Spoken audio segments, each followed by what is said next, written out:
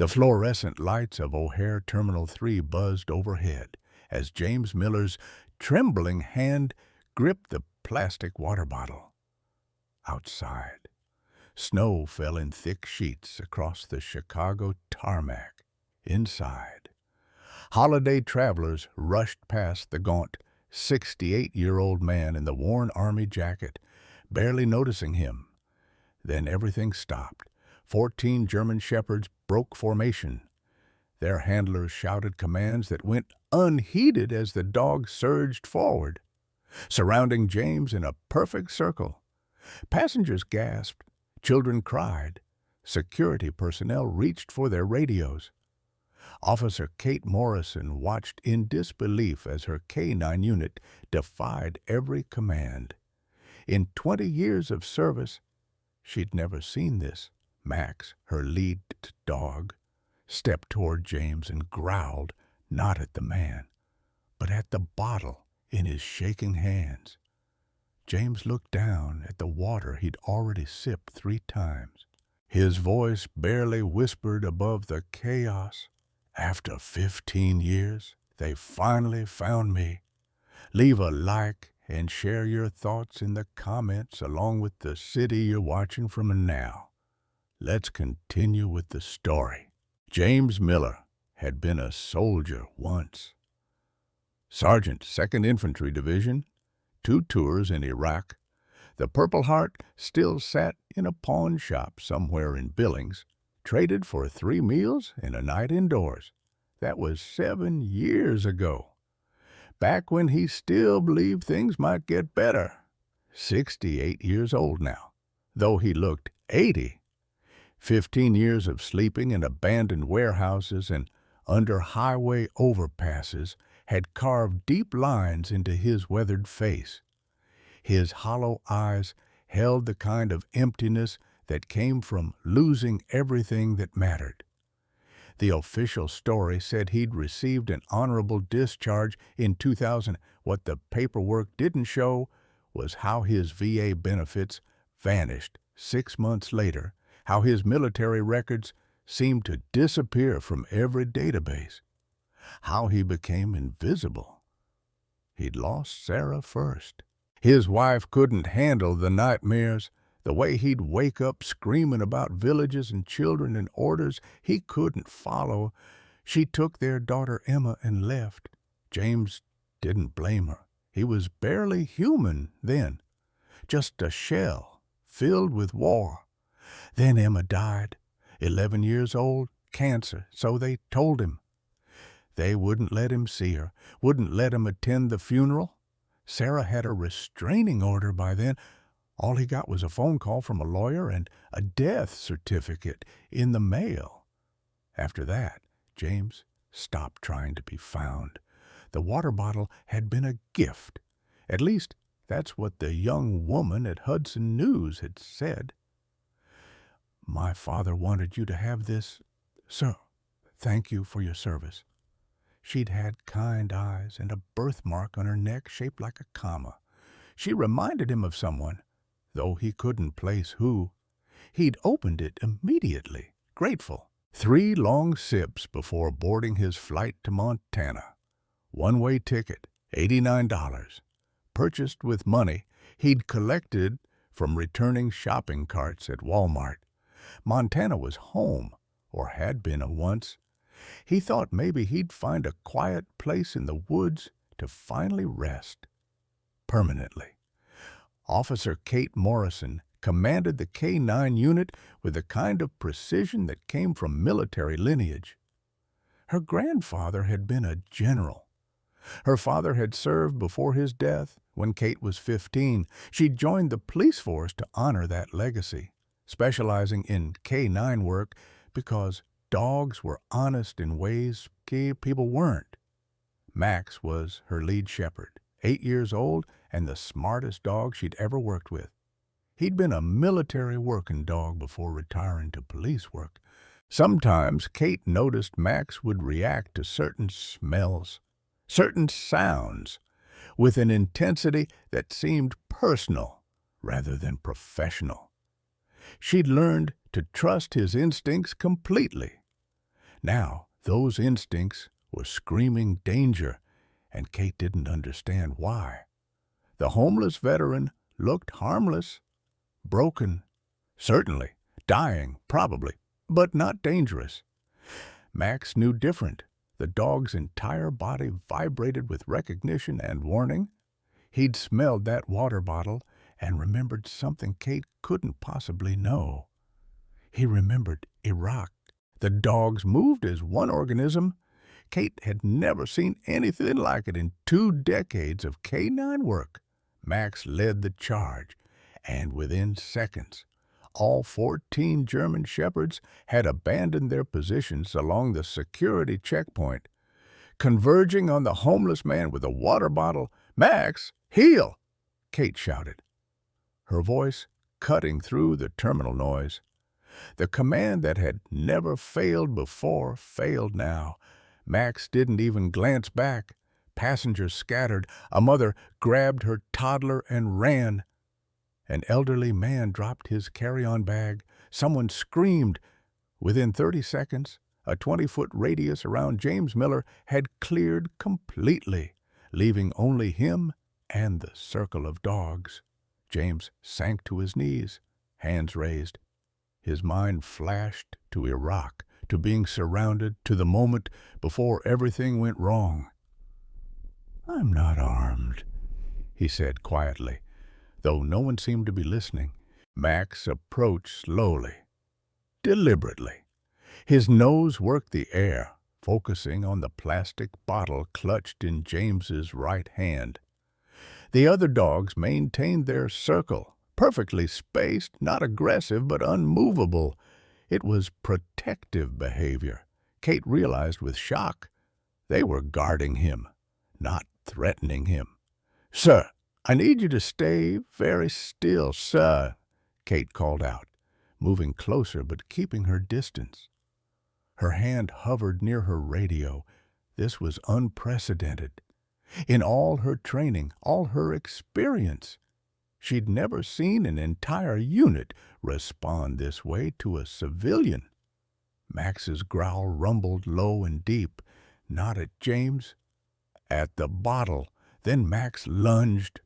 The water bottle flew from James's hand, hit the polished floor and rolled. Clear liquid splashed across the tiles. Another dog, Thor, moved immediately to the spill, his body language shifting to full alert. Kate's blood went cold. Thor was their chemical detection specialist.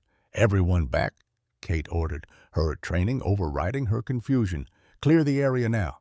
Airport security descended. The bomb squad was called within minutes. Terminal 3 began evacuating. The holiday crowd pushed toward emergency exits, complaints and confusion echoing off the glass walls. A portable chemical scanner arrived within 4 minutes.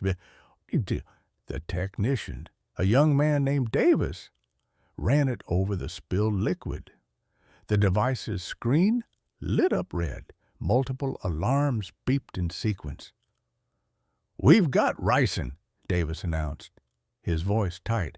"Weaponized grade." The words hit Kate like a physical blow. Ricin, one of the deadliest poisons known to man. No antidote if caught too late. Death within days, sometimes hours, depending on the dose. James looked up from where he still knelt on the floor. "What did you say?"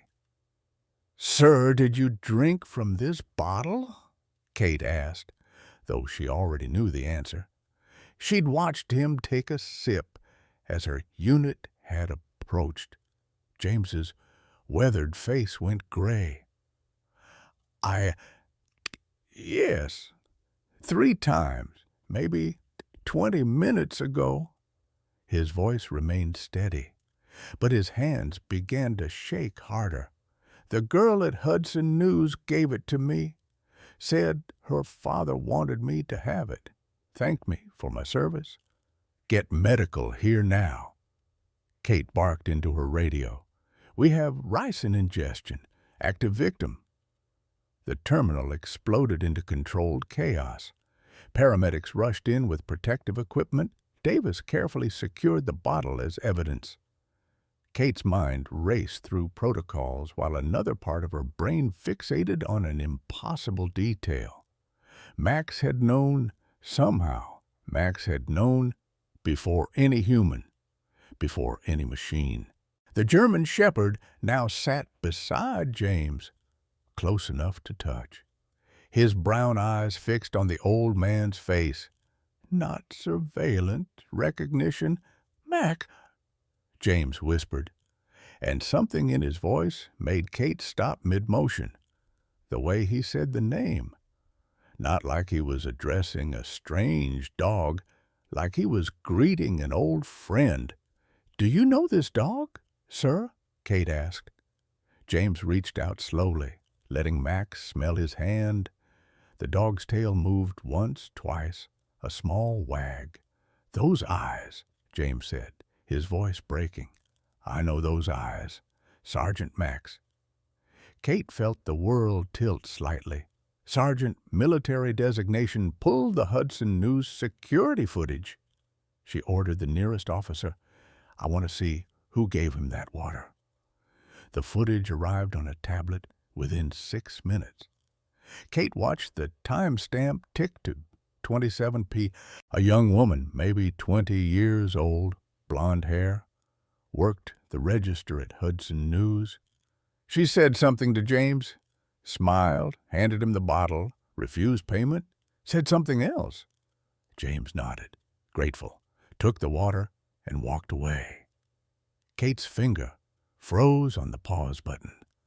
The camera had caught the young woman's profile for exactly 3 seconds as she turned. There, visible on her neck just below her ear, was a distinctive birthmark, comma-shaped, unmistakable. Kate's throat went dry. She'd seen that birthmark before, not in person, but in a photograph. A photograph that sat on her grandfather's desk in a silver frame, labeled with a name and a date.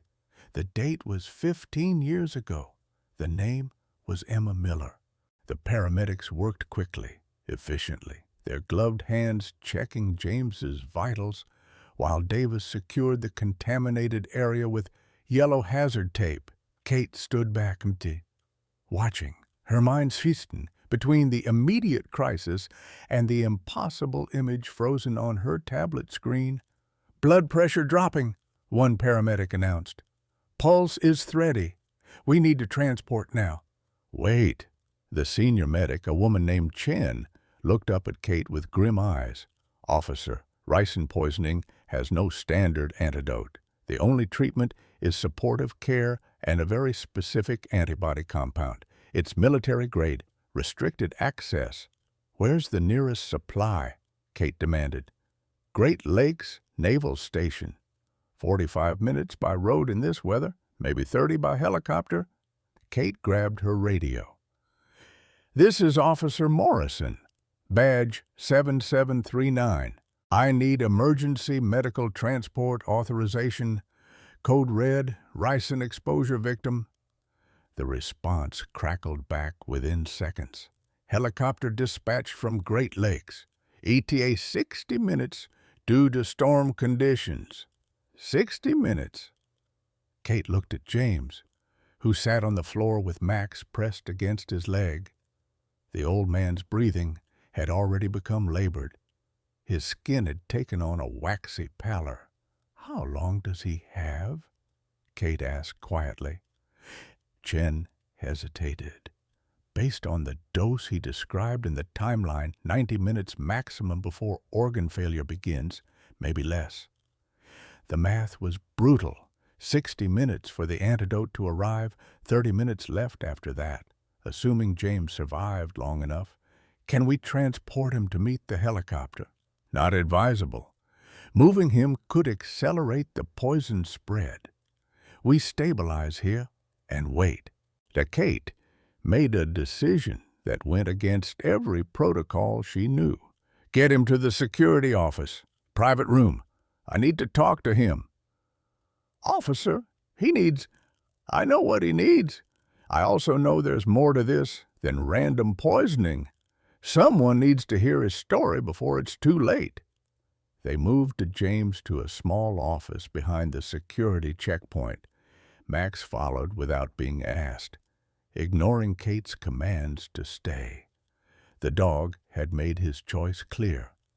He wasn't leaving James's side.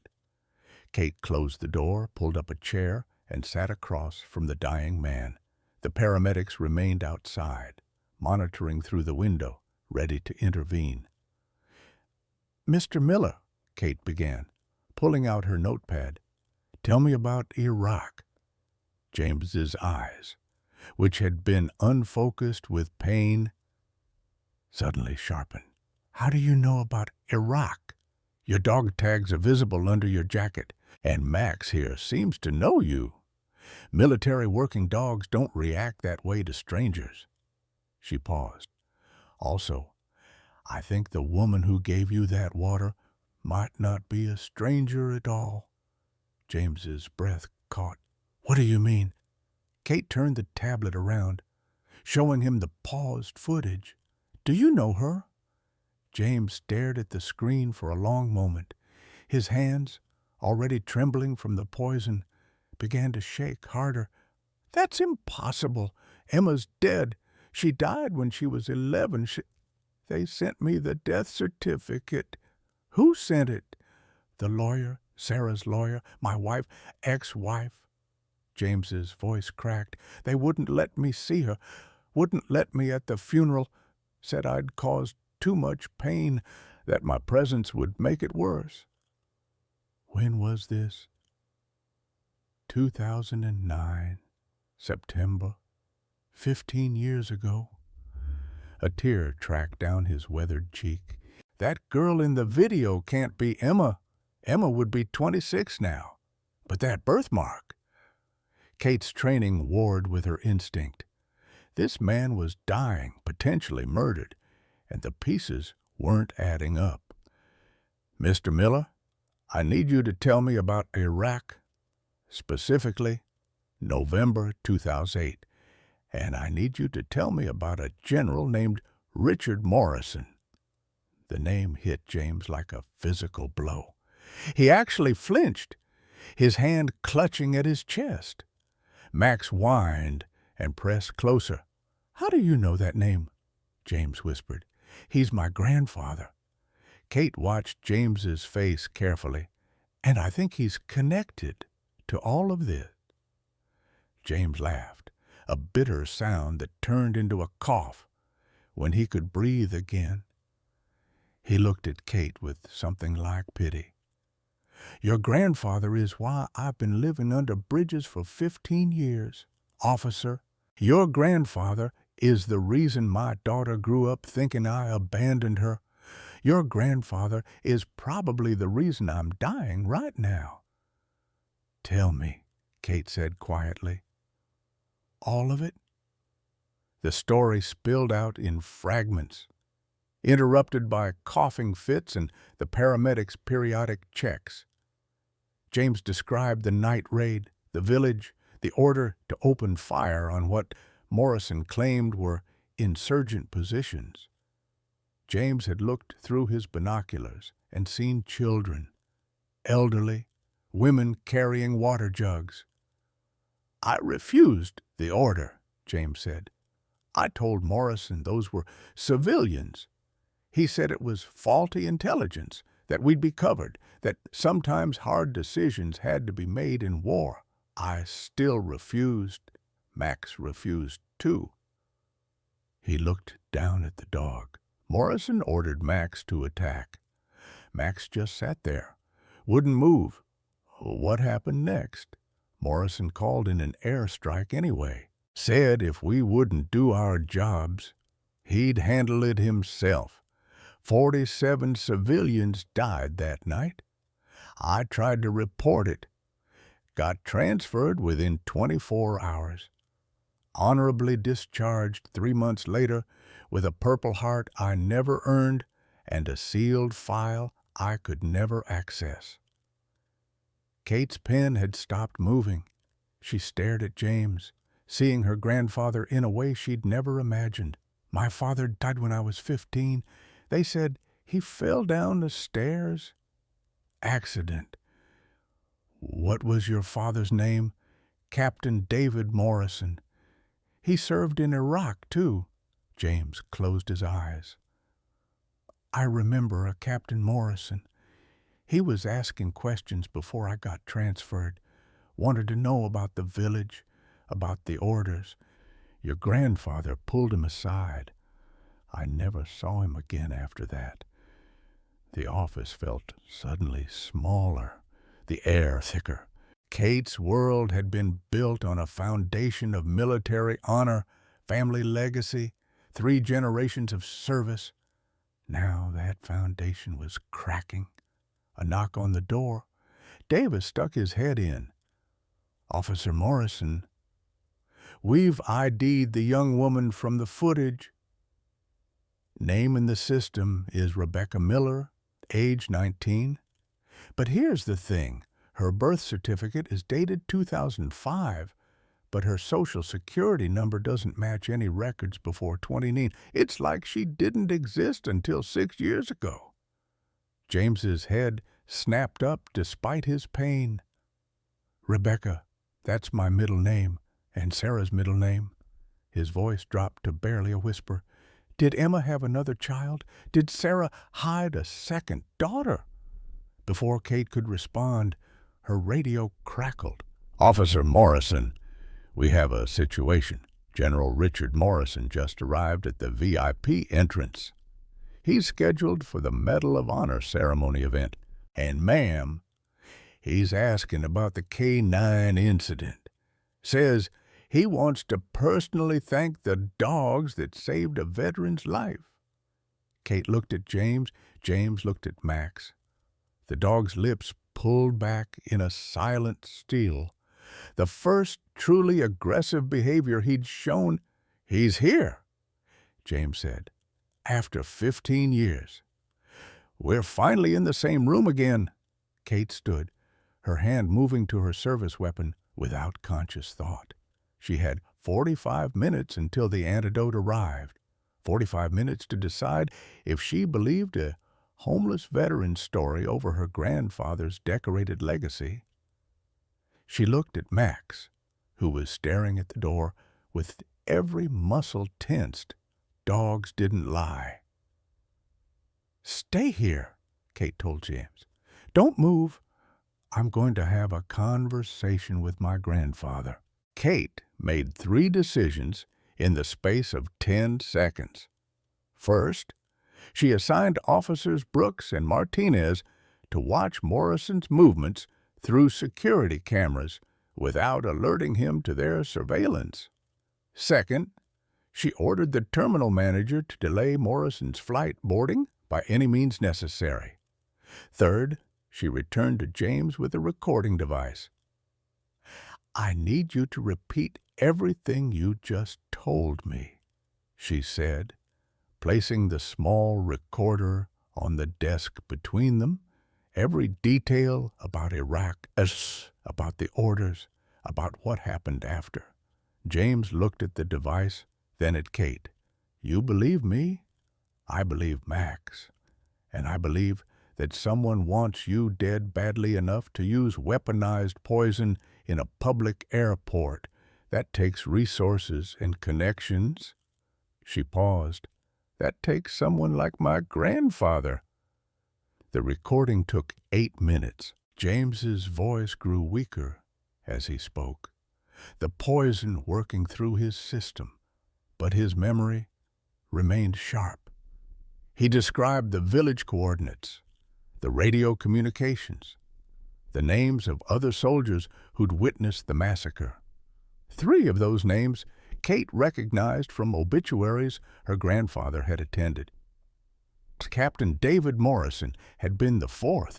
My father tried to report it too. Didn't he? Kate asked when James finished. I think so. I remember him pulling me aside 2 days before I got transferred. Said he'd seen the after-action reports, that the numbers didn't add up. Said he was going to push for an investigation. James coughed, his chest rattling. I told him to be careful. Told him Morrison had powerful friends. Kate's hands clenched into fists. She remembered finding her father at the bottom of the stairs, his neck at an impossible angle. She'd been 15, coming home from school. Her mother had been at a charity luncheon. Morrison had arrived within 20 minutes of Kate's 911 call, somehow getting there before the ambulance. The memory shifted. Details she'd buried for 30 years, suddenly sharp and clear. Her father's shoes had been at the top of the stairs, not on his feet. He'd been in socks. Her father never walked the stairs in socks, always complained about slipping, and there'd been a smell in the house. Cologne she didn't recognize, heavy and expensive. The same cologne her grandfather wore. Officer Morrison. Brooks' voice came through her radio. Morrison's in the terminal. He's heading toward the Hudson News location. Kate stood quickly. Do not let him leave your sight. I'm coming to you. She looked at James. Stay here. Medical transport is 35 minutes out. You stay alive until then. That's an order. James managed a weak smile. Haven't followed orders in 15 years, but I'll try. He looked at Max. Stay with him, boy. Don't let anyone hurt him. Kate started to argue, to say she needed her lead dog with her, but Max had already settled next to James's chair. The dog's message was clear. His loyalty had been claimed long before Kate ever met him. She left the office, her mind racing through what she knew and what she suspected. The pieces were connecting, but the picture they formed was monstrous. Her grandfather, a decorated general, a war hero, systematically eliminating witnesses to his war crimes, using his granddaughter's own canine as cover, possibly murdering his own son. Brooks met her near the security checkpoint. He's talking to the Hudson News manager now. Looks friendly. They know each other. Kate approached cautiously, staying out of direct sight line, but close enough to observe. General Richard Morrison stood in his dress uniform, ribbons and medals gleaming under the fluorescent lights. At 72, he remained imposing, his posture military straight, his silver hair perfectly groomed. He was smiling at the Hudson News manager, an older man named Peterson, and handing him something, cash. From the look of it, Kate pulled Brooks back around the corner. Get Peterson into custody the moment Morrison leaves. Don't arrest him, just hold him for questioning. Tell him it's about the poisoning, and he can either cooperate or face federal charges. Yes, ma'am. Morrison left Hudson News and headed toward the VIP lounge. Kate followed at a distance, tracking him through the terminal. He stopped once to sign an autograph for a young soldier, stopped again to take a photo with a family who recognized him, every inch the hero. Kate's phone buzzed. A text from Martinez. Found something? Check your email. She ducked into a quiet alcove and opened her email. Martinez had sent security footage from 3 hours earlier. The timestamp showed 11:47 a.m. The footage showed Rebecca Miller entering Hudson News, but she wasn't alone. An older woman was with her, late 40s or early 50s, thin and nervous-looking. The woman kept glancing around, her body language screaming fear. Kate's blood went cold. She recognized that walk, that way of holding one's shoulders hunched as if expecting a blow. She'd seen it in domestic violence victims, in trafficking survivors, in people who'd been prisoners. The woman handed Rebecca something, a piece of paper Instructions, maybe. Then she disappeared out of frame. Rebecca took a water bottle from her bag, placed it carefully on the middle shelf among the other bottles, marked something on the price tag, and left. Kate called Martinez. "Run facial recognition on the older woman with Rebecca. I need an ID now." "Already did. You're not going to believe this. That's Sarah Miller." Or it was. 15 years ago. Current photo ID shows her as Sarah Hendricks, address in Montana. But the facial recognition match is 97%. She's aged hard, but it's her. Sarah Miller, James's wife, Holly, and involved in poisoning him. Kate's radio crackled again. This time, it was Davis from the bomb squad. "Morrison. We got a positive ID on the ricin signature. It's military grade, matches samples from a batch reported stolen from Fort Detrick in 2019. The theft was never solved, but the investigating officer was, let me guess, General Richard Morrison was on the oversight committee." "How did you know?" "Lucky guess." Kate ended the call and leaned against the wall, trying to process the avalanche of information. Her grandfather had access to military-grade poison. He'd paid off the Hudson news manager. A woman who was supposed to be James's ex-wife had somehow been involved in delivering the poison. And somewhere in all this was a 19-year-old girl named Rebecca, who might or might not be James's granddaughter. A commotion at the terminal entrance pulled Kate's attention. A woman was pushing through security, her voice rising above the crowd noise. "My husband is here, James Miller. Someone told me he's been poisoned.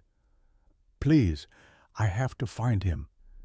Kate moved quickly, intercepting the woman before security could remove her. Up close, Sarah Miller looked like she'd aged 30 years instead of 15. Her hair was prematurely gray, her face lined with worry, and something deeper. Guilt, maybe, or fear. "Mrs. Miller, I'm Officer Kate Morrison. Come with me." Sarah's eyes went wide at the name. "Morrison, you're related to him. We need to talk, now." Kate led Sarah to a private security room. Different from where James waited, she wanted to hear Sarah's story before any reunions happened. She needed to understand the scope of what her grandfather had done. "Did you poison your husband?" Kate asked directly. Sarah's face crumbled. "I thought I was helping him. I thought—" She couldn't finish, dissolving into tears. Kate waited, letting the silence work. After 30 seconds, Sarah began talking, the words tumbling out in a desperate rush. The story was worse than Kate had imagined. After James's discharge, Morrison had approached Sarah, told her that James was dangerous, that his PTSD made him a threat to his family, offered to pay for Emma's cancer treatment in exchange for Sarah cutting all contact with James, $340,000. Sarah had been desperate, drowning in medical bills, and she'd agreed. Emma had gone into remission, Sarah had filed for divorce, then Emma had relapsed. "Morrison said he could save her," Sarah whispered. "He had access to experimental treatments through military medical research, but only if I agreed to tell Emma that her father had abandoned us. Only if I let Morrison take custody when I couldn't care for her anymore." "Emma didn't die," Kate said. Sarah shook her head. "I didn't know that until 3 days ago. Morrison told me she died in 2009. There was a funeral, a closed casket. I was so heavily sedated, I barely remember it.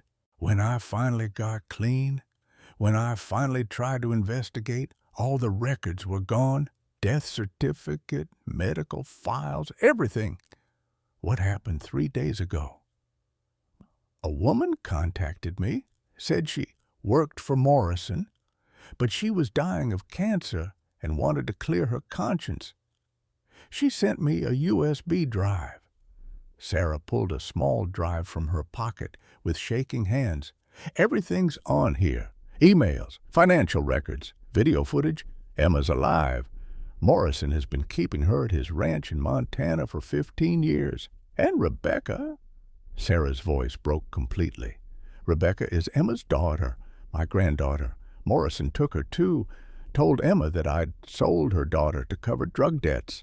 Kate plugged the USB drive into her laptop.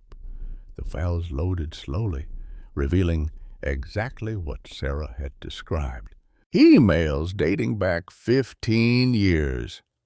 Morrison coordinating payments, arranging for false death certificates, communicating with doctors who'd falsified medical records.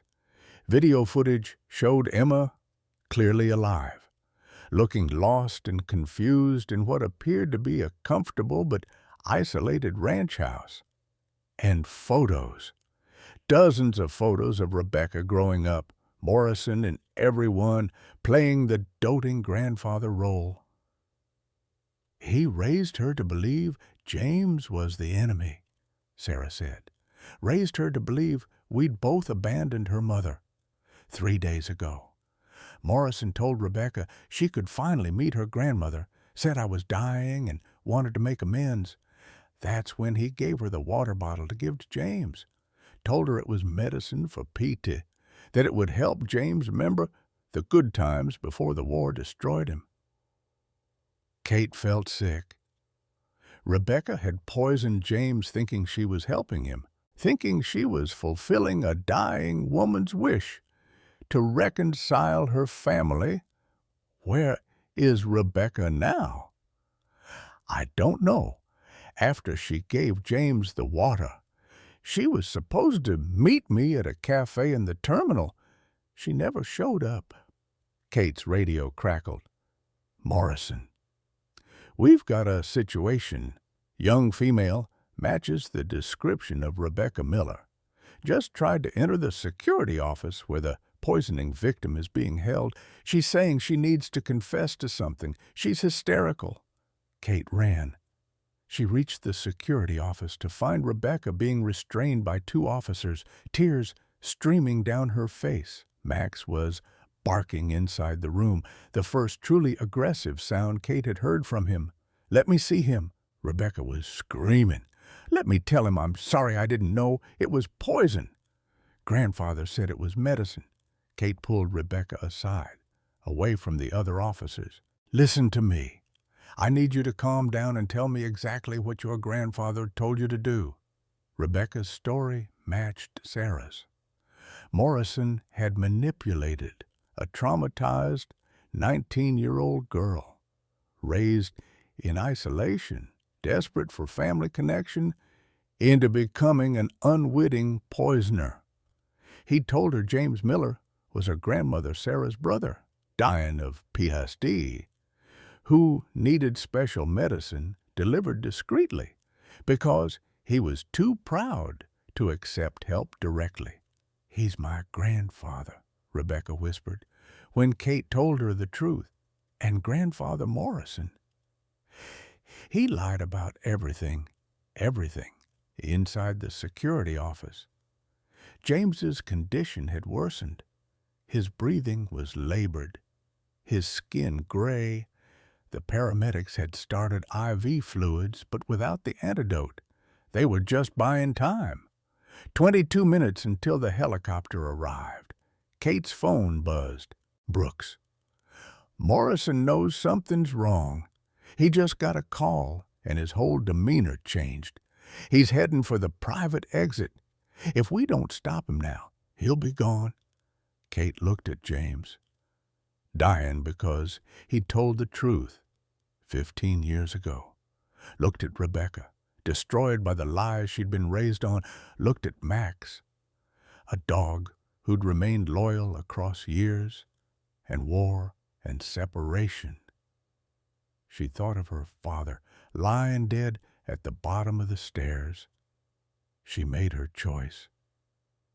Brooks, Martinez, intercept Morrison at the private exit. Don't let him leave this terminal. Use any means necessary. Ma'am, he's a general. We'll need cause.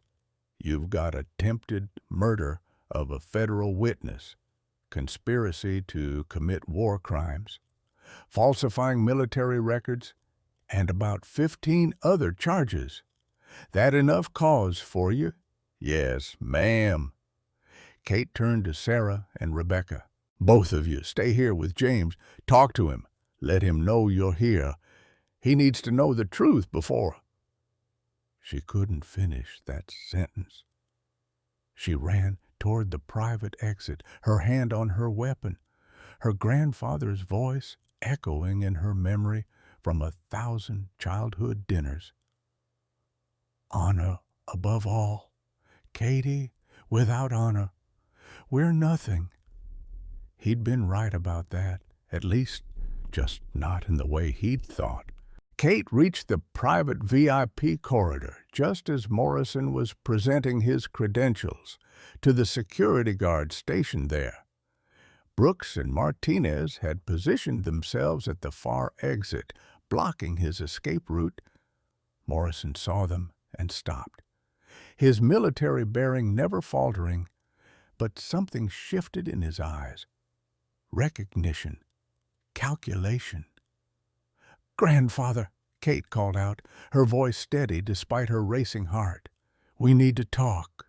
Morrison turned slowly, and for a moment Kate saw the man who'd raised her after her father died, the man who'd taught her to ride a bike, who'd attended every school play, who'd told her bedtime stories about honor and duty and service. Then his expression hardened into something she'd never seen before. Not anger, something colder, acceptance. "Katie, I wondered when you'd figure it out. You knew I was here. You knew James Miller was here." "Of course I knew. You think I'd let you run a K-9 unit at this airport without keeping informed?" Morrison's voice carried the same command presence it always had. "I've been tracking Sergeant Miller for 15 years. Today was supposed to be the day he finally found peace." "Pete, you poisoned him." "I gave him a choice he was too stubborn to make himself. After 15 years living like an animal, death should have been a mercy." Morrison gestured dismissively. "He should have stayed in Montana, should have accepted the generous disability settlement I arranged for him in 2010. But he refused, kept digging, kept asking questions." Kate moved closer, her hand resting on her service weapon. "You killed my father." Morrison's mask cracked for just a second. Something that might have been pain flashed across his face. "David was my son. I loved him more than my own life." "Then why did you push him down those stairs?" "I didn't push him. We argued. He threatened to destroy everything I'd built, everything our family stood for. He grabbed me. I pushed back, and he lost his balance." Morrison's voice remained steady, but his hands clenched at his sides. "It was an accident, but the investigation would have revealed what he was investigating, the village, the orders, everything." "So you covered it up, made it look like suicide first, then changed it to an accident." "I protected our family's legacy. 3 generations of military service. Your great-grandfather fought in World War II, your grandfather in Korea and Vietnam, your father in the Gulf. We don't have war criminals in our bloodline, Katie. We have heroes." The security corridor had filled with people now. Airport police, TSA agents, curious travelers held back by the growing perimeter. Someone had a phone out, recording. This confrontation would be public, permanent. James Miller is dying because he told the truth about what you did in Iraq, Kate said loudly, making sure everyone could hear. 47 civilians died because you ordered an airstrike on a village, women, children, elderly, and when Sergeant Miller refused to participate, you spent 15 years destroying his life. Morrison's expression shifted to something almost like pity. You don't understand war, Katie. You've never been there, never had to make impossible choices with incomplete information. I thought those buildings held insurgents. Intelligence indicated intelligence was wrong, and you knew it 5 minutes before you called in the strike. James told you his dog refused the advance order, but you were angry because they questioned your command, because your authority was challenged. I was angry because my son had just died. Morrison's voice rose, for the first time, raw emotion breaking through. My boy, David's brother, your uncle, you never met. He died in that same village 2 days earlier. Friendly fire from an airstrike I authorized based on the same bad intelligence. And I couldn't tell anyone because admitting I'd killed my own son would have destroyed the investigation into the insurgents who were actually responsible for. He stopped himself. But it was too late. The confession hung in the air. Kate felt the ground shift beneath her feet. You have another son. Had. Captain Marcus Morrison. Died November 14th, 2008, in Fallujah. Official record says enemy fire. Truth is, I ordered the strike before I knew he was in the target zone. The communication breakdown wasn't the insurgents' fault. It was mine. I killed my own son. And rather than face that truth, I blamed the intelligence officers, the translators, the local civilians who'd supposedly sheltered insurgents. When we raided that village 2 days later, I wanted revenge. I wanted someone to pay for Marcus's death besides me. Brooks had his weapon drawn now, as did Martinez. Other officers were moving into position, but Morrison didn't seem to notice or care. He was looking at Kate with an expression of profound exhaustion. I've carried that weight for 15 years. Morrison continued, every day knowing I killed Marcus. And when your father started investigating, when he found the communication logs that proved I'd had time to abort the strike, that I'd ignored the final updates about American personnel in the zone. I couldn't let that truth come out. Marcus deserved to die a hero, not as another victim of his father's mistake. So you built everything on a lie, killed everyone who knew the truth. I protected my family's honor, protected Marcus's memory. Your father would have understood eventually. If he'd lived, if he'd had more time to see, he died because you pushed him down the stairs when he threatened to expose you. His shoulders sagged. I've made my peace with that, with all of it. The village, Marcus, David, the other witnesses who had to be silenced. I did what I had to do to protect what matters. The corridor doors burst open. Sarah Miller pushed through the police line, Rebecca behind her. Both women looked at Morrison with expressions of betrayal and horror. What about Emma? Sarah demanded. What about keeping my daughter prisoner for 15 years? Was that protecting what matters? Morrison turned to face them. I saved Emma's life. I paid for her treatment, gave her a home, raised Rebecca as my own granddaughter. You stole them. Sarah's voice cracked. You told me my daughter died. You made Emma think we'd abandoned her. You turned Rebecca into a murderer. Rebecca delivered medicine to a suffering veteran. She was doing an act of kindness. It was poison. Rebecca screamed. You told me it was medicine. You made me kill my own grandfather. Morrison's expression finally broke completely. For a moment, he looked every one of his 72 years. Rebecca, sweetheart, I never wanted you to know.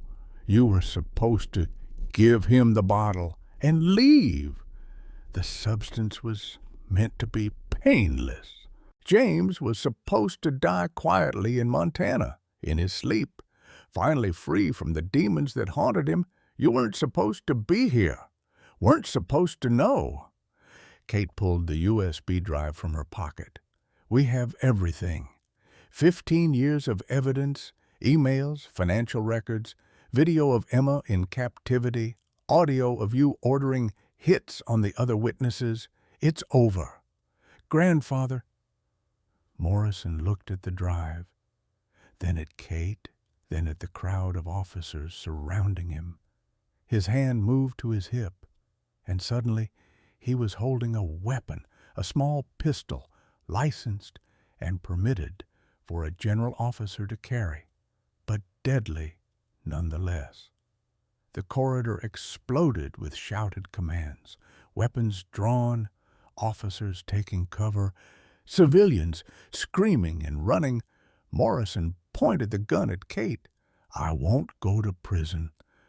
I won't let everything I've built, everything Marcus died for, be destroyed. Marcus died because you made a mistake. Destroying more lives won't change that, but it'll protect his memory. That's all I have left. Kate heard barking from behind her. Max appeared, all 14 dogs from her K9 unit following. They must have broken out of the security office somehow, following some instinct that told them their handler needed them. Max moved to the front, positioning himself between Kate and Morrison. Morrison's gun shifted toward the dog. I should have killed that animal in Iraq when he refused my order. Dogs should obey, Sid. Soldiers should obey. Everyone should obey. Or what? You'll kill them all. How many more people have to die for your pride? However many it takes, Max growled, the sound building from deep in his chest. The other dogs joined in, a chorus of warning that made the corridor feel smaller, the air thicker. Then Max moved, not attacking, but advancing slowly, deliberately. His eyes locked on Morrison. The general's hand shook. The gun wavered. Stay back, Pirka, Morrison commanded. Max didn't stay back. He remembered this man from Iraq, remembered the smell of cordite and blood, remembered the order to attack civilians, remembered James protecting him from Morrison's anger when he'd refused. Morrison fired. The shot went wide, missing Max by inches, the bullet embedding in the wall. Before Morrison could fire again, Max launched herself forward with the precision of military training that had never left him. The dog hit Morrison's gun arm, jaws clamping down with controlled force enough to disarm, not to injure severely. The weapon clattered to the floor. Officers swarmed immediately. Morrison went down under their weight, hands cuffed behind his back, rights being read, while he lay face down on the cold terminal floor. Kate's radio crackled. Morrison, medical emergency. James Miller is crashing. We need that antidote now. Helicopter is still 8 minutes out. He doesn't have 8 minutes. Kate ran to where Morrison lay in custody. Where's the antidote? I know you have it. Morrison's face was pressed against the floor, but he managed to speak. My vehicle, medical kit, black SUV in the Veep lot. I'm many things.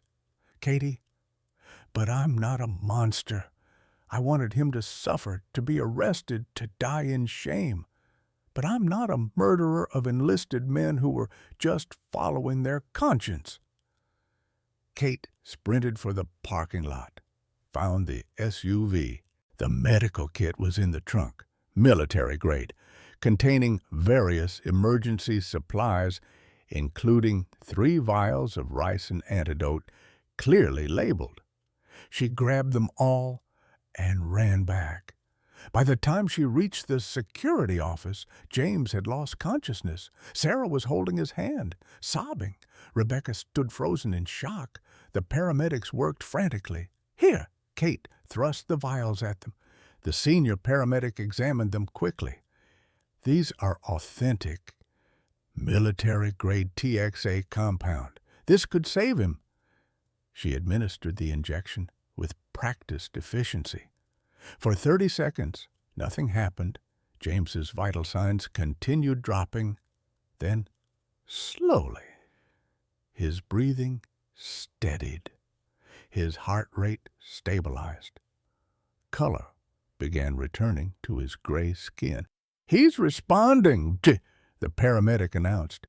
"He's not out of danger yet, but he's responding." Kate stepped back, her leg suddenly weak. Max pressed against her side, offering support the way only dogs could. She sank down, sitting on the floor right there in the security office, and buried her face in Max's fur. Outside in the corridor, General Richard Morrison was being led away in handcuffs. Camera phones captured every moment. The footage would be on national news within the hour. A decorated war hero arrested for war crimes, conspiracy, kidnapping, attempted murder, the end of a legacy built on lies, and somehow, impossibly, the beginning of something else, something true. James survived the night, but survival came with a price. The ricin had done permanent damage to his kidneys. Within a week, he was on dialysis 3 times a week, a routine that would continue for whatever remained of his life. The doctors gave him 5 years, maybe less. 5 more years than I expected to have this morning, James told Kate when she visited him in the hospital. His voice was weak but steady. 5 years is enough to try to know my daughter again. But Emma wasn't ready to be known. The FBI had raided Morrison's Montana ranch and found her physically healthy but psychologically shattered.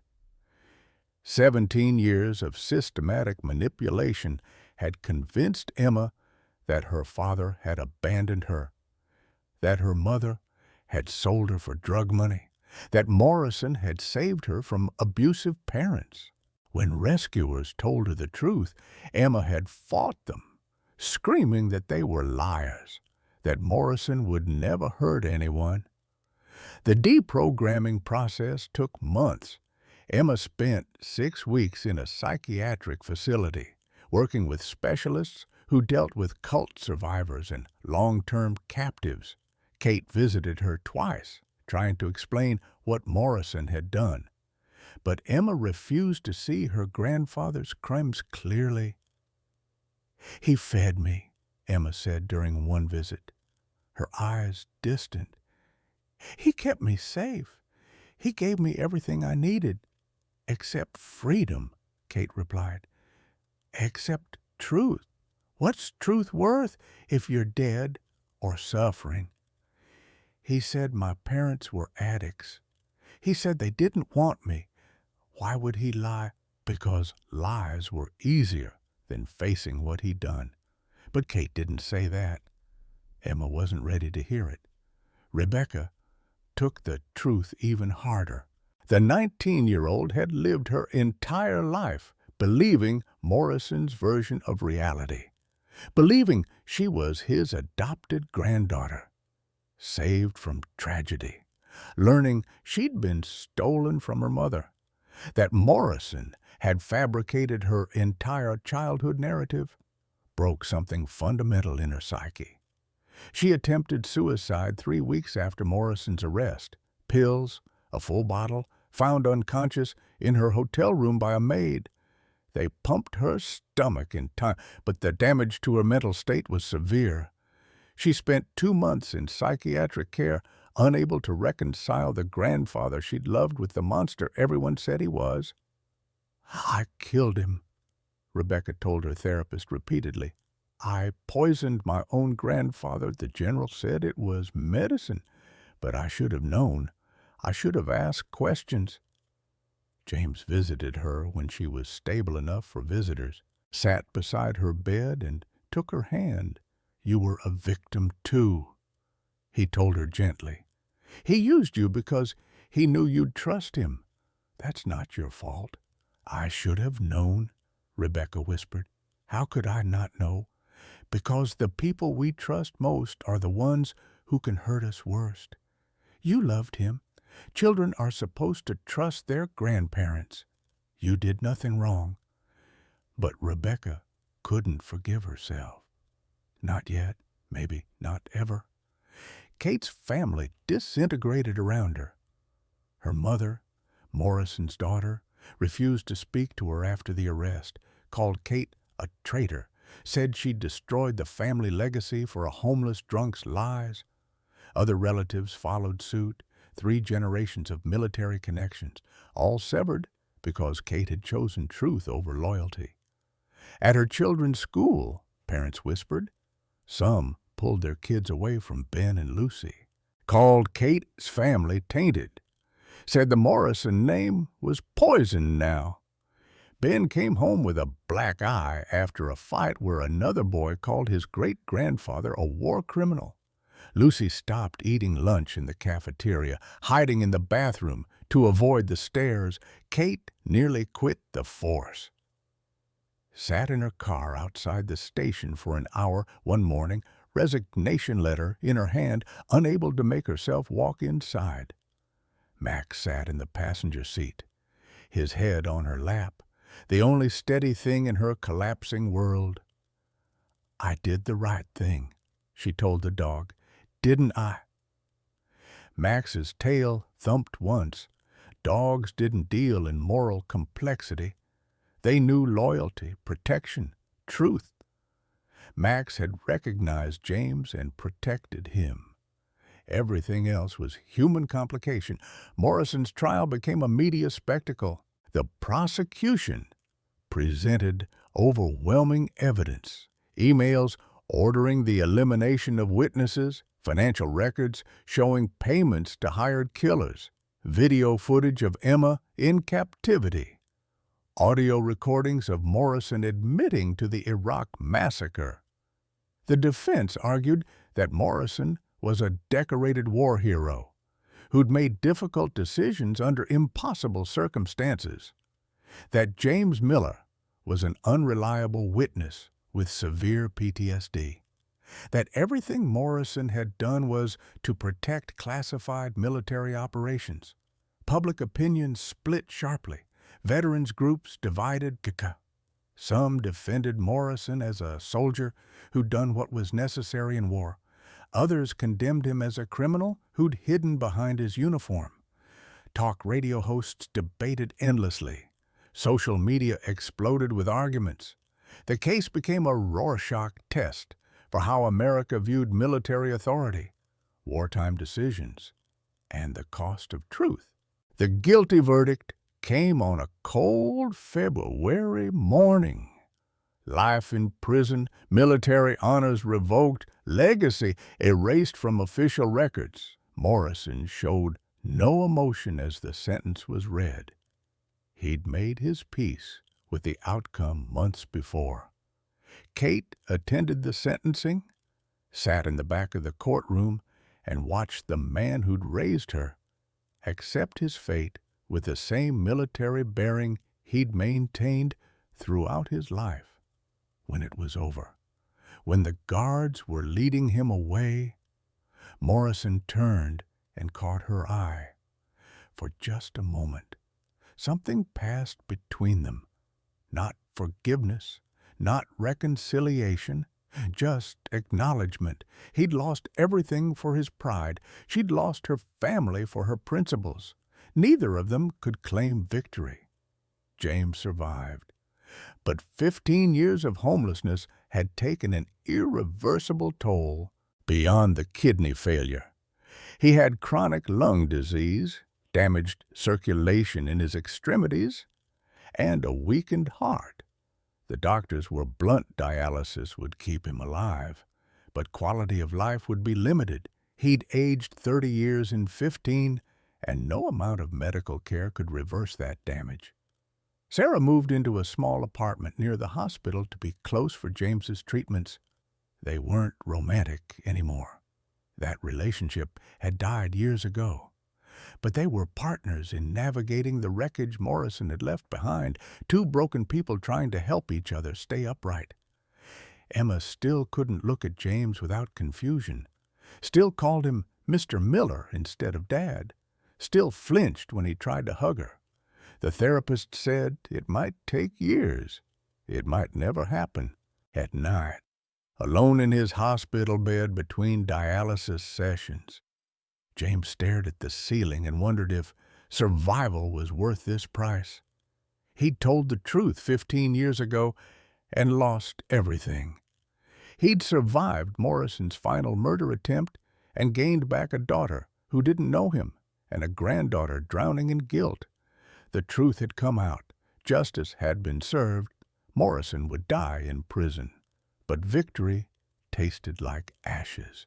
6 months after Morrison's sentencing, Emma walked into a small shop in downtown Chicago and stopped breathing. The smell hit her first, lavender and vanilla, Sarah's perfume. The scent her mother had worn when Emma was small, before the cancer, before Morrison, before everything fell apart. The memories came like a flood breaking through a dam.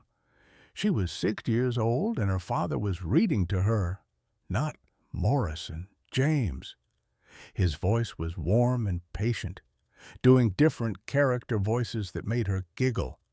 She was 8, and James was teaching her to ride a bicycle, running alongside her in the park, his hand steady on the seat till she was ready to go alone. She was 10.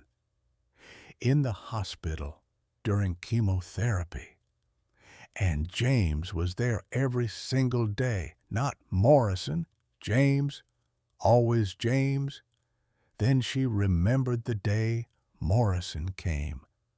She was 11, weak from treatment, but getting better.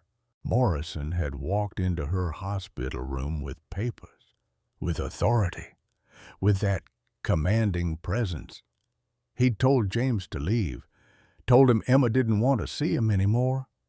James had looked devastated, but he'd left when the security guards came.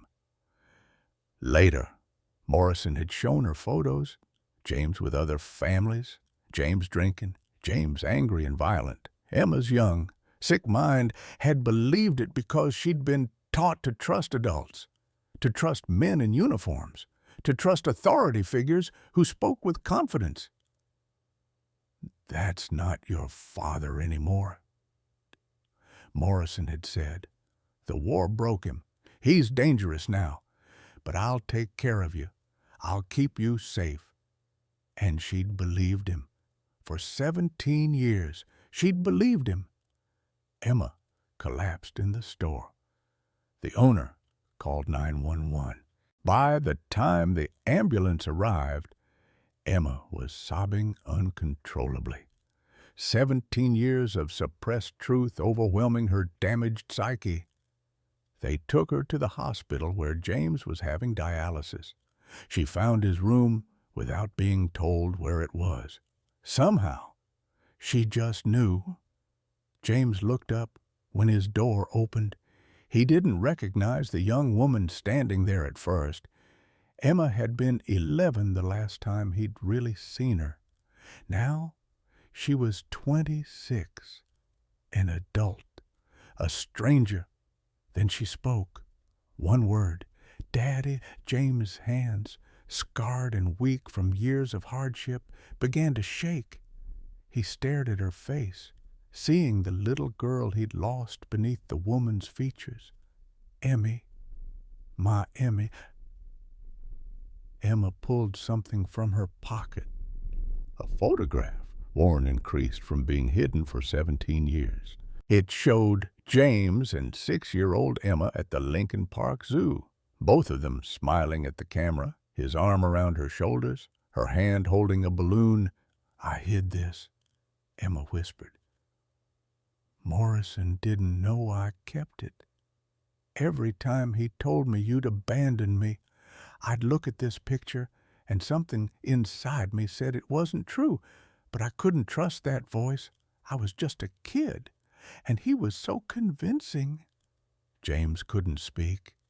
Tears streamed down his weathered face as Emma crossed the room and wrapped her arms around him. She smelled like Sarah's perfume, like memories he'd tried so hard to forget. "I'm so sorry," Emma sobbed into his shoulder. "I'm so sorry I didn't remember sooner. I'm so sorry I believed him." "You were a child," James managed to say. "He stole your memories. That's not your fault. None of this is your fault." As Sarah appeared in the doorway, drawn by the sounds of crying, when she saw them embracing, she broke down too. The three of them held each other, 17 years of forced separation collapsing in that hospital room.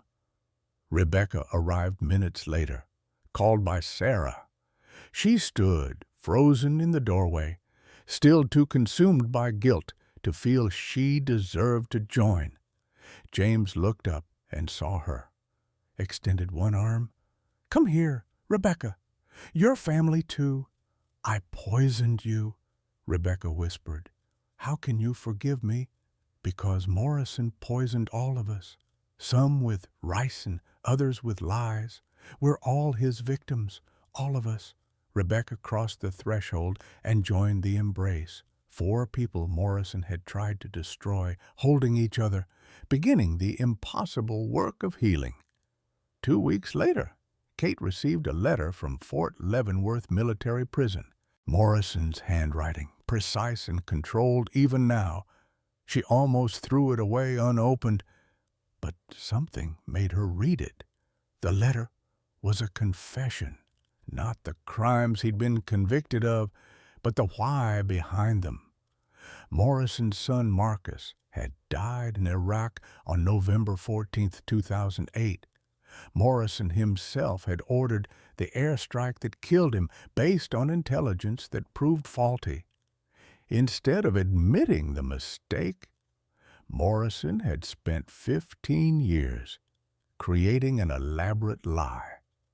Marcus died a hero's death, not a victim of his father's error. The village James had refused to attack was Morrison's attempt at revenge. Rage displaced onto innocent people because he couldn't face what he'd done to his own son. When James refused to participate, when witnesses started asking questions, Morrison began eliminating them. Not because he was evil, but because the alternative was admitting he'd killed Marcus. "I destroyed lids to protect a lie," Morrison wrote. "I see that now. The cancer they found last month gives me maybe 6 weeks. I'll die in here, and I deserve to. But I want you to understand, Katie, I want someone to know that I loved you all. I loved Marcus. I loved David. I loved Rebecca and Emma. Everything I did came from a place of love, twisted into something monstrous by pride and guilt. Don't make my mistake. Don't let pride destroy what matters. The truth may hurt, but lies hurt worse." Kate read the letter to her therapy group, a support session for veterans and their families dealing with PTSD and moral injury. 20 people listened in silence as she described her grandfather's descent from decorated hero to convicted war criminal. He was human, Kate concluded. Humans break. The system that protected him for 15 years, that allowed him to eliminate witnesses and hide crimes, that's the real villain. One man's weakness became a tragedy because no one stopped him soon enough. The group discussed forgiveness versus accountability. Several members had committed acts during war they couldn't reconcile with their self-image. Others had witnessed atrocities and stayed silent. Morrison's story became a mirror showing them their own moral struggles. Meanwhile, Max's complete history came to light through unsealed military records. The night of the village massacre, Max had been ordered to clear buildings Morrison believed held insurgents. The dog had refused, his training and instincts telling him civilians were present. Max had found a 7-year-old Iraqi girl hiding in rubble and had protected her from incoming fire. The girl had been adopted by an American military doctor and brought to the United States.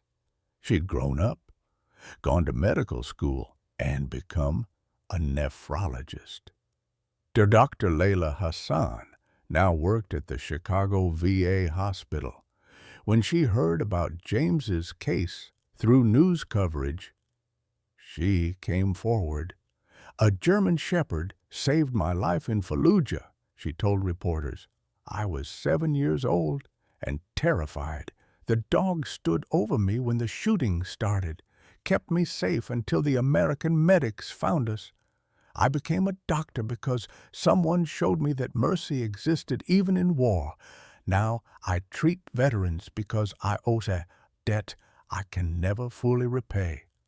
Dr. Hassan became James's primary kidney specialist, treating him at reduced cost. The circle closed. Max had saved Layla. Layla now saved the soldiers Max had served with. Public opinion began shifting. Morrison's confession letter, leaked to media, complicated the narrative. He wasn't simply a villain. He was a father destroyed by guilt, a commander who'd made terrible choices under impossible circumstances, a man who'd let pride turn tragedy into atrocity. Veterans groups stopped arguing about whether Morrison was hero or monster. They started discussing how the military could better support soldiers facing moral injury, how to create systems where whistleblowers like James weren't destroyed for telling truth, how to prevent another Morrison. James testified before Congress via video link from his hospital bed. His testimony led to the Miller-Hassan Whistleblower Protection Act, creating independent oversight for war crimes allegations and protecting service members who reported misconduct. 15 years ago, I told the truth and lost everything, James said to the assembled senators. How many other soldiers stayed silent because they saw what happened to me? How many more crimes went unreported because the system punished honesty? That has to change. The bill passed with bipartisan support. Morrison died in prison 8 weeks after his letter to Kate. Terminal lung cancer, the same disease that had taken so many soldiers who'd breathed in burn pit smoke overseas. Kate attended his private burial in Montana. No military honors, no flag on the coffin, just a simple gravestone with his name and dates. She planted a tree beside the grave. "For the grandfather I thought I knew," she said quietly. Not forgiveness, not absolution, just acknowledgement that people were more complicated than hero or villain.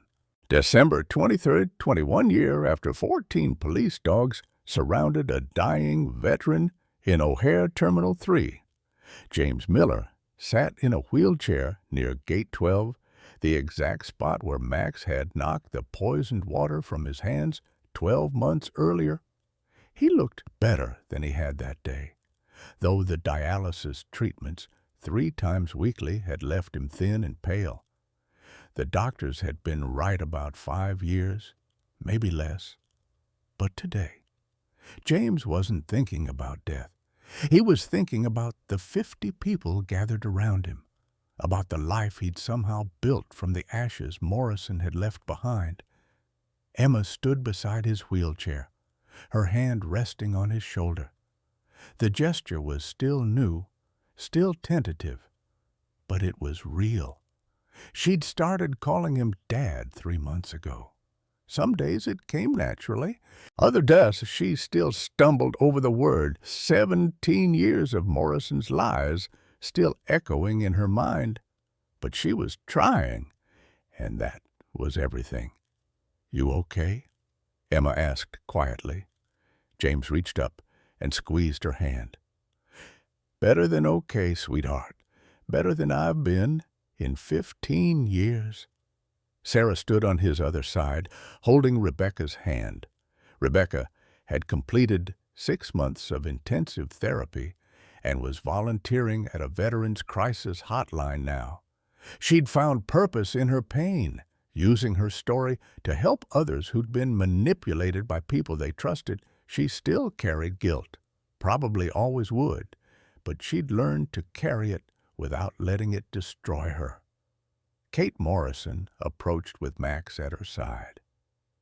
The German Shepherd was 9 now, officially retired from active K-9 duty, but still sharp, still alert.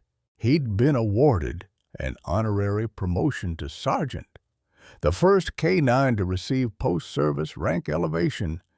His offspring, 12 puppies from the breeding program, now served in K-9 units across the country.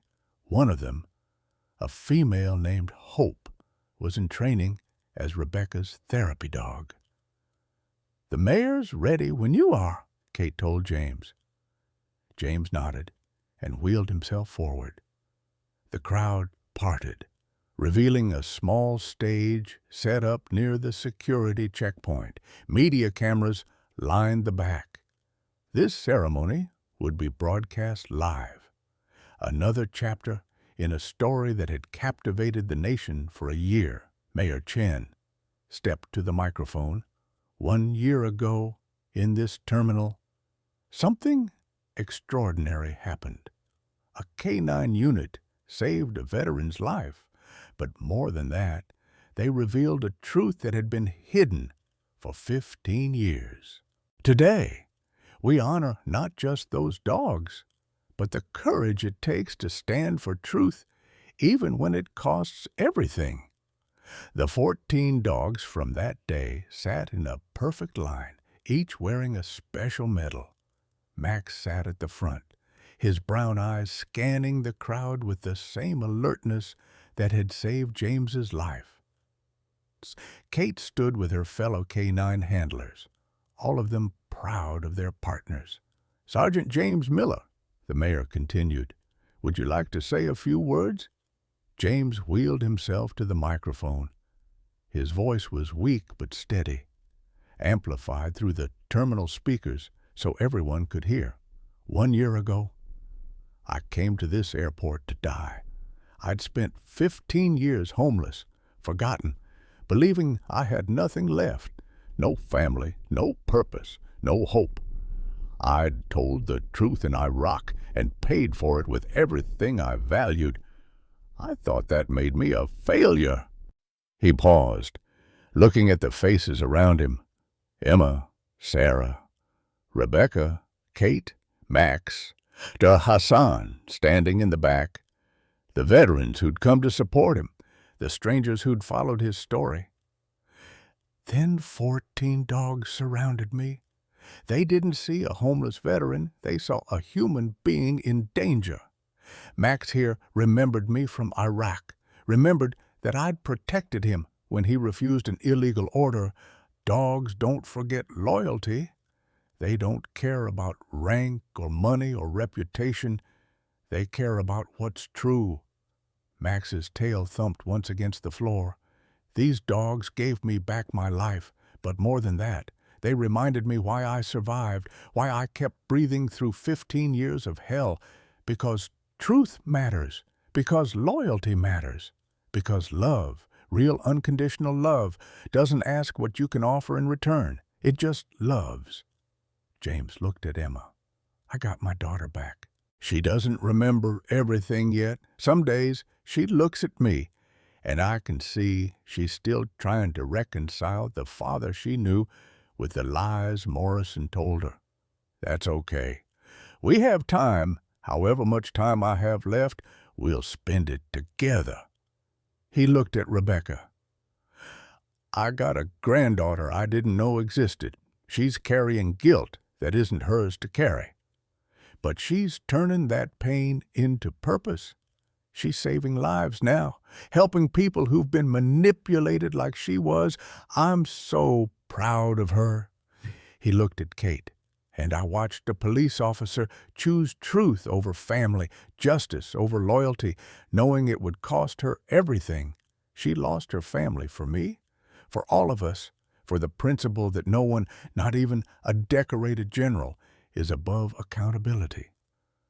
Kate's eyes were wet, but she stood straight, military bearing intact. Morrison took 15 years from me, James continued. Took my wife, my daughter, my grandson I'll never meet because Rebecca's father died in Afghanistan.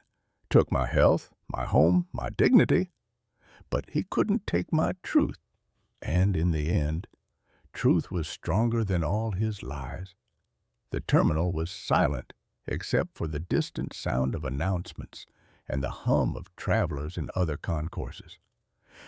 I spent years angry, wanting revenge, wanting Morrison to suffer like I'd suffered, but anger is just another prison. Morrison died in his prison. I almost died in mine. The only way out is forgiveness. Not forgetting, not excusing, but refusing to let hate poison what's left of your life. James looked directly at the cameras. If you're a veteran watching this, if you've told the truth and paid for it, if you've lost everything for doing what's right, I want you to know something. Your sacrifice matters. Your courage matters. The system failed you, but that doesn't mean you failed. Keep breathing, keep fighting, keep telling your truth. See, eventually, people listen. Eventually, justice comes. The crowd erupted in applause. Veterans in the audience stood, many of them crying. James wheeled himself back, suddenly exhausted. Emma immediately moved to his side, pushing his wheelchair toward a quiet corner where he could rest. The official ceremony continued with awards presentations, speeches from city officials, and a demonstration by the K-9 unit. But James was content to watch from the sidelines, surrounded by the people who'd become his family. His real family, not blood. Though Emma and Rebecca were that, but chosen family. People who'd decided to stand with him when he had nothing to offer but a difficult truth. That evening, they gathered at James's small apartment. Emma had decorated a Christmas tree, the first one they'd shared in 17 years. Sarah cooked using her old recipes, the ones Emma remembered from childhood. Rebecca set the table. Kate brought Max and her children, Ben and Lucy, who'd stopped being ashamed of their great-grandfather's crimes and started being proud of their mother's courage. Der Hassan stopped by with hospital staff. Ryan Brooks, the K-9 officer who'd started dating Emma, helped carry in food. Other veterans from James's therapy group arrived, the small apartment filled with people, with noise, with life. James sat in his recliner, the dialysis port in his arm covered by a long-sleeve shirt, and watched his family. Max slept at his feet, the dog steady breathing a comfort. Snow fell outside the window, soft and peaceful, coating Chicago in white. "What are you thinking about?" Sarah asked, sitting beside him. That I thought my story ended 15 years ago, James said quietly. Thought everything important was behind me. Turns out it was just beginning. Emma brought him a cup of coffee, made exactly how he liked it. She'd remembered, or maybe Sarah had told her. Either way, the gesture meant everything. Rebecca was laughing at something Ryan said. Kate's children were playing with Hope, the therapy dog puppy. The apartment was too small for this many people, but somehow that made it perfect, crowded with love instead of emptiness. James closed his eyes, listening to the conversations around him. He'd live maybe 4 more years, maybe less. The doctors couldn't be certain, but he'd live them surrounded by truth instead of lie, by family instead of isolation, by love instead of bitterness. The doorbell rang. Kate answered it, then called out in surprise, "James, you need to see this." On the television, a news anchor was reporting breaking news. The Senate had just passed the Miller-Hassan Whistleblower Protection Act by a vote of 89 to 11. Military whistleblowers would now have independent oversight protection. Veterans who reported war crimes would receive legal support and protection from retaliation. The system that had destroyed James Miller would be reformed. "You did that," Emma said softly. "Your courage changed the law."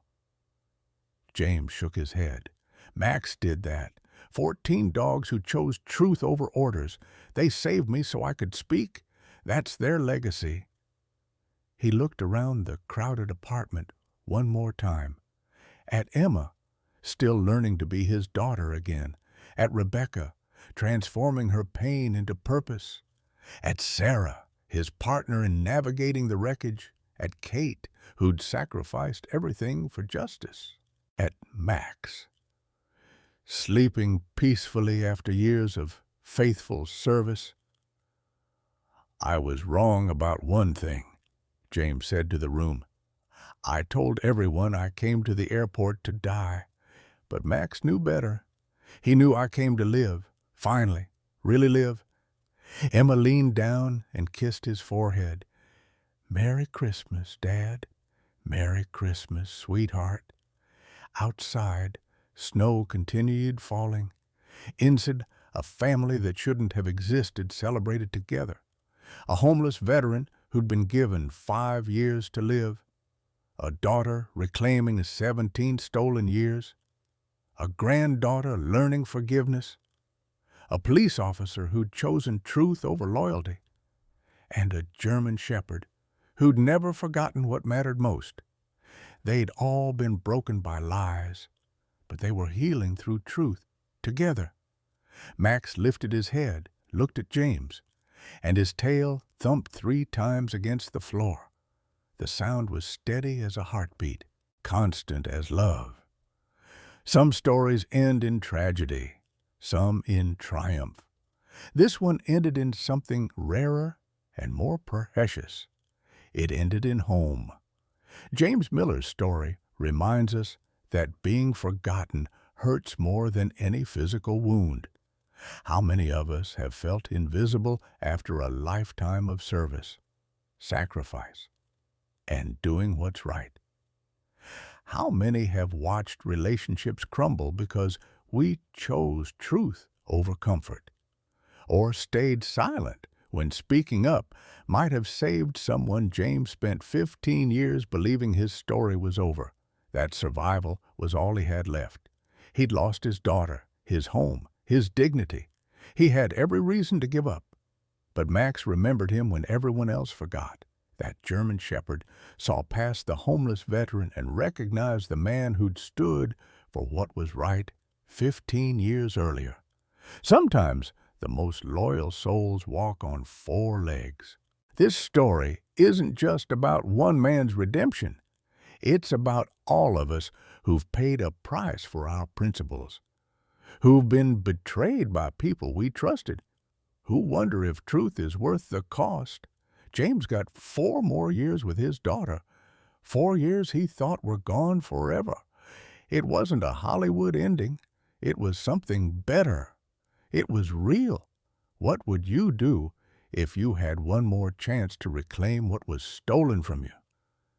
Have you ever had to choose between loyalty to family and standing for what's right? Share your thoughts below